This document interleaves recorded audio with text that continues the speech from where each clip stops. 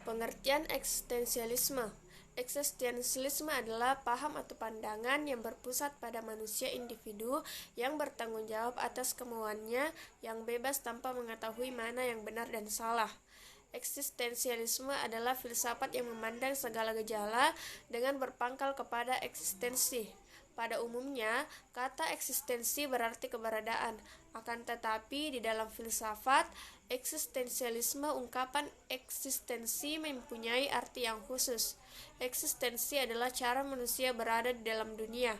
Untuk membedakan dua cara keberadaan ini di dalam filsafat, eksistensialisme dinyatakan bahwa benda-benda berada, sedangkan manusia bereksistensi. Jadi hanya manusialah yang bereksistensi. Abidin 2013. Sejarah eksistensialisme.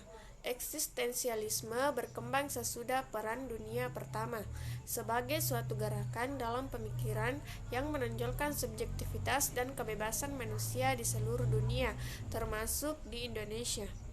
Aliran pemikiran ini mampu memengaruhi zaman modern ini di dunia, termasuk di Indonesia, sehingga menimbulkan berbagai perubahan gaya hidup.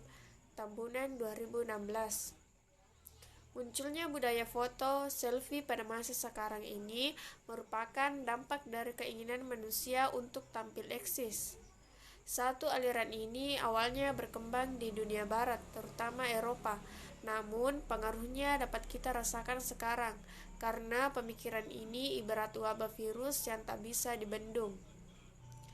Subjektivitas yang berkembang karena aliran ini pada awal abad 20 sangat bermanfaat karena melahirkan kesadaran akan hak manusia untuk bebas secara kejiwaan.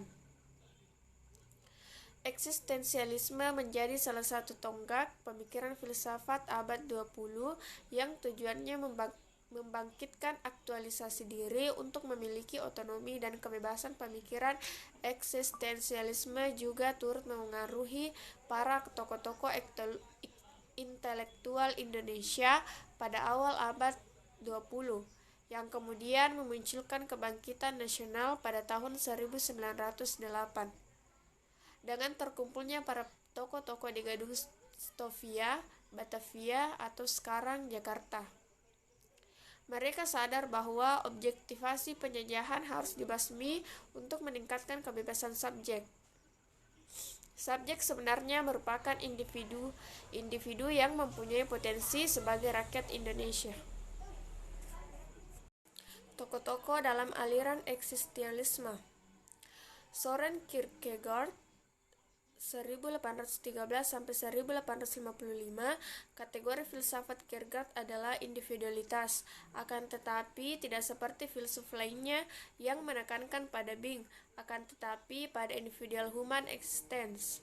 Pandangannya terhadap pendidikan, dia sangat menolak pendidikan atau sekolah kejuruan karena pendidikan jenis tersebut sangat mengarahkan siswa atau peserta didik ke arah pandangan kehidupan duniawi atau sekular. Yang kedua, Jean-Paul Sartre tahun 1905 sampai 1980.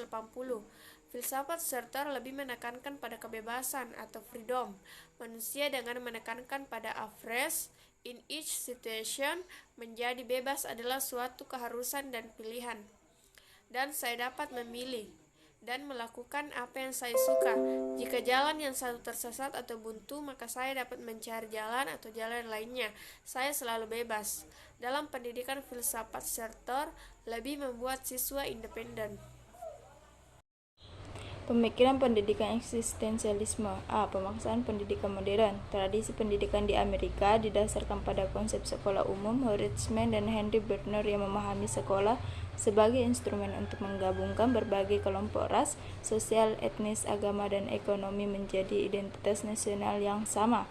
Peran dari bahasa dan kurikulum pada sekolah umum adalah sarana untuk mencapai integrasi nasional dengan memaksa individualitas dan keragaman pendidikan pada masyarakat cenderung mirip dengan perusahaan besar yang mengurangi hubungan belajar-mengajar siswa-guru.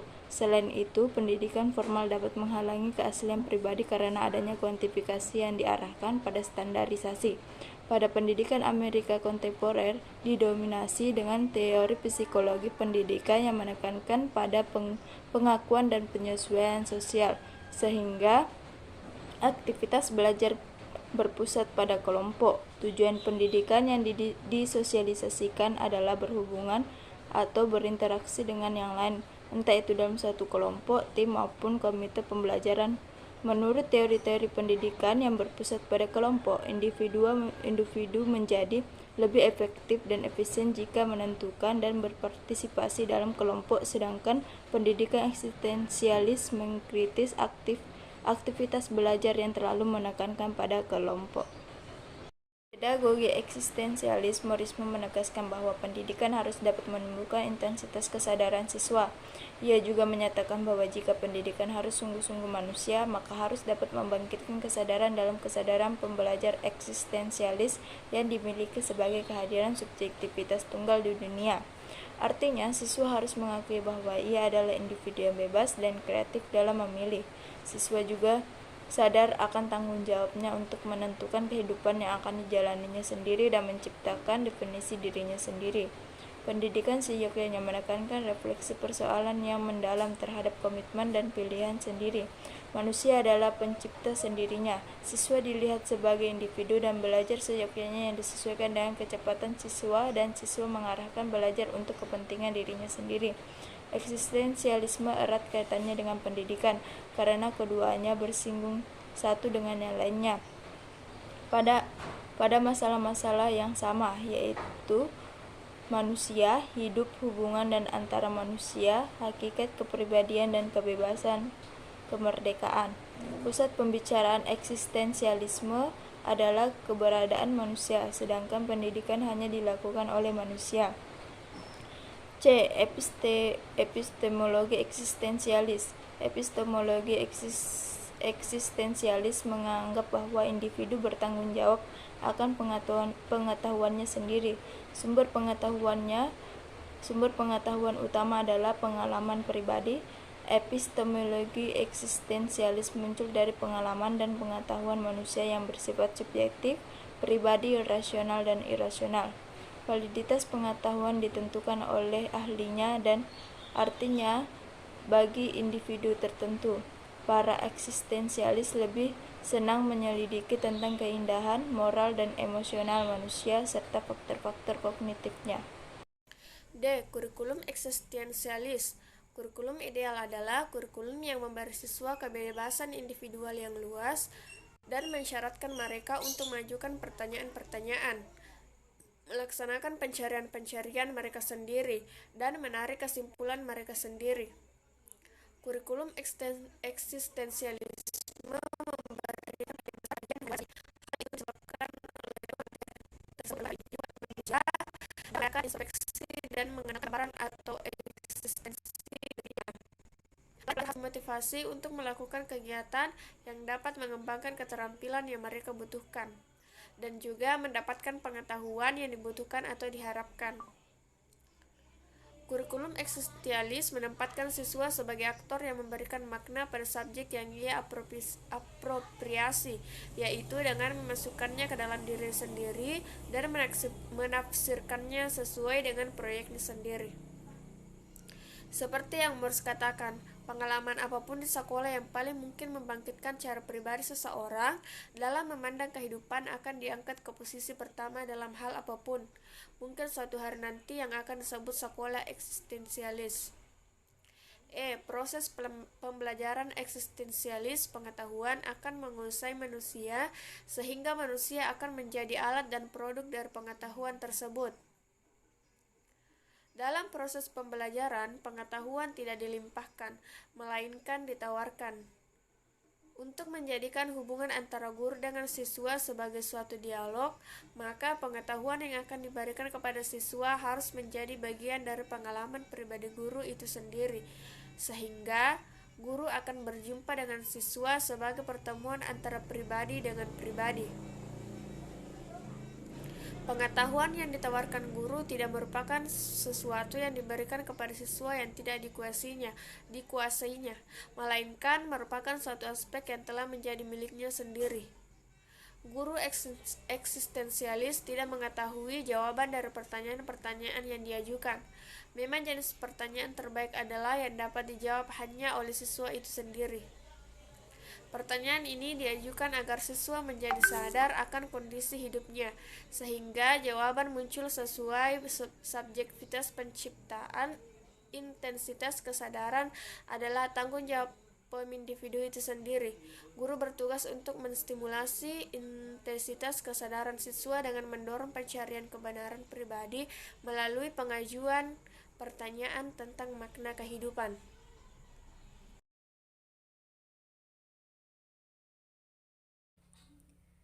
Konsep pendidikan dalam pandangan filsafat eksistensialisme. Pertama, tujuan pendidikan. Menurut eksistensialisme, setiap orang itu adalah individu sendiri-sendiri yang tak akan mampu berkomunikasi murni dengan individu lainnya. Oleh sebab itu, tujuan pendidikan dalam pandangan eksistensialisme adalah menumpuk kemampuan individu menjadi diri sendiri yang sebaik-baiknya, walaupun tak mungkin terbina hubungan murni dalam komunikasi sesama manusia. Dan untuk mendorong setiap individu agar mampu mengembangkan semua potensinya untuk pemenuhan diri, serta memberikan bekal pengalaman yang luas dan komprehensif dalam semua bentuk kehidupan. Kedua, pendidikan dan sekolah. Seperti halnya perennialisme dan esensialisme yang merupakan filsafat klasik, eksistensialisme memandang bahwa pendidikan berfungsi sebagai upaya memelihara, mengawetkan dan meneruskan warisan budaya. Teori pendidikan ini lebih menekankan peranan isi pendidikan daripada proses. Isi pendidikan atau materi diambil dari hasanah ilmu pengetahuan yang ditemukan dan dikembangkan para ahli tempo dulu yang telah disusun secara logis dan sistematis. Dalam praktiknya, pendidik mempunyai peranan besar dan lebih dominan, sedangkan peserta didik memiliki peran yang pasif sebagai penerima informasi dan tugas-tugas dari pendidik. Pendidikan klasik menjadi sumber bagi pengembangan model kurikulum subjek akademis, yaitu suatu kurikulum yang bertujuan memberikan pengetahuan yang solid serta melatih peserta didik menggunakan ide-ide dan proses penelitian melalui metode ekspositori dan inquiry. Ketiga, peranan pendidik atau guru.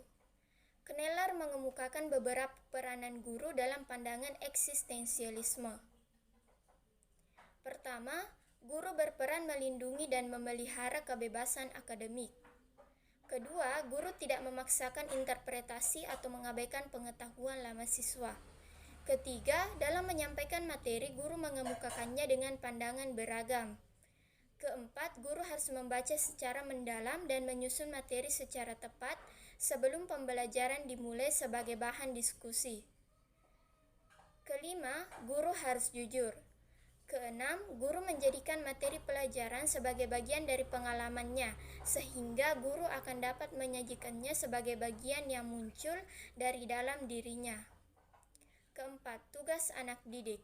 Dalam eksistensialisme, para siswa disarankan untuk bebas memilih apa yang mereka pelajari dan bagaimana mempelajarinya. Siswa harus bebas berpikir dan mengambil keputusan sendiri secara bertanggung jawab.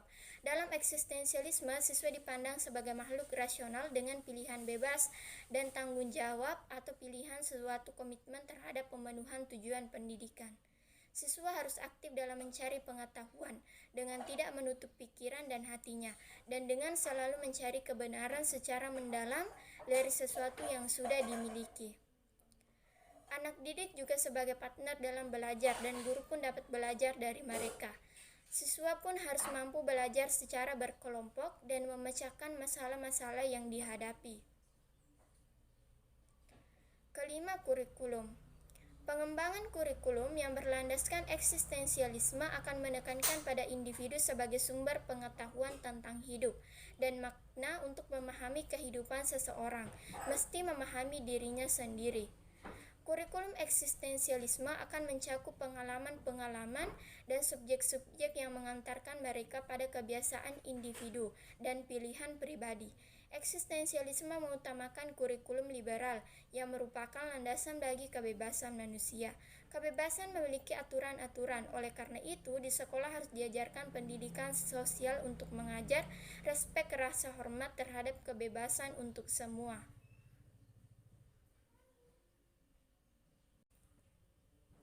Keenam, materi pembelajaran.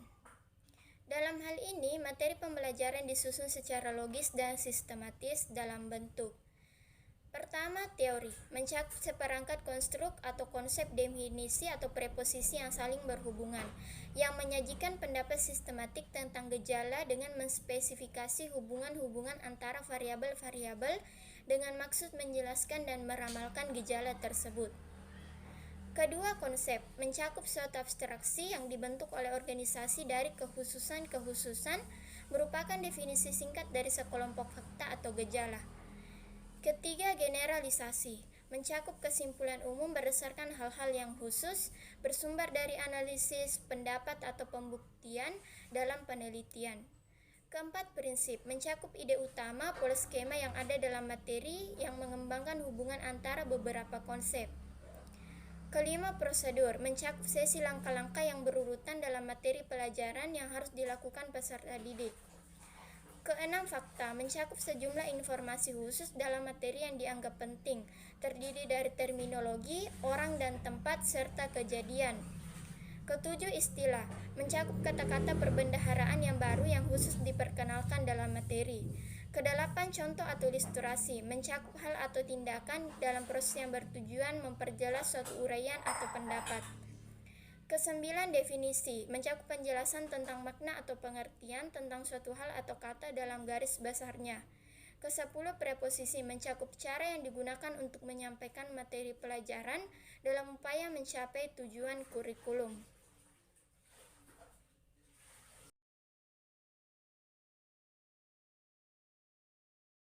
Untuk bentuk aliran realisme, Knoller membagi realisme menjadi dua. Satu, realisme rasional memandang bahwa dunia materi adalah nyata dan berada di luar pikiran yang mengamatinya, terdiri dari realisme klasik dan realisme religius. Dua, realisme natural ilmiah memandang bahwa dunia yang kita amati bukan hasil kreasi akal manusia, melainkan dunia sebagai adanya dan substansialitas sebab akibat serta aturan-aturan alam merupakan suatu penampakan dari dunia itu sendiri. Tokoh-tokoh dalam aliran realisme. Tokoh-tokoh dari aliran realisme alam antara lain Francis Bacon, John Locke, David Hume, John Stuart Mill, Alfred North Whitehead, dan Bertrand Russell. Semua tokoh ini berasal dari Eropa pada abad 15 dan 16, sedangkan tokoh realisme ilmiah adalah Goethe. Realisme dalam pendidikan. Dalam pandangan kaum realis, pendidikan sebenarnya dimaksudkan sebagai kajian atau pembelajaran disiplin-disiplin keilmuan yang melaluinya. Kemudian kita mendapatkan definisi-definisi dan juga pengklasifikasiannya. Sejarah, sains, dan matematika adalah tubuh dari pengetahuan. Jika kita mengetahuinya, maka kita akan mengetahui hal-hal yang lebih luas tentang dunia di mana kita tinggal. Pengetahuan adalah jalan terbaik untuk menuntun kita mengenal lingkungan, alam, dan kehidupan keseharian kita. Pandangan kaum realis ini juga jelas berbeda dengan apa yang diajarkan oleh kaum idealis yang menggunakan metafora. Siswa di dalam pandangan kaum idealis dapat dipandang sebagai suatu diri mikrokosmik atau jagat kecil yang berada pada proses menjadi mirip dengan diri absolut. Diri individual adalah suatu eksistensi dari diri absolut dan karenanya memiliki sifat-sifat yang sama dalam bentuk yang belum terkembangkan.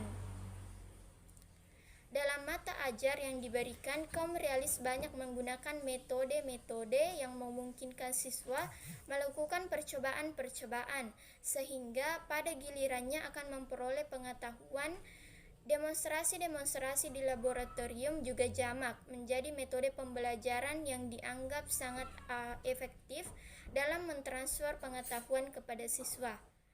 Peran guru adalah sebagai fasilitator, memberikan serangkaian ide dasar dan kemudian memberikan kesempatan kepada siswa untuk mempraktekkan subjek atau bahan ajar yang tengah dilaksanakan.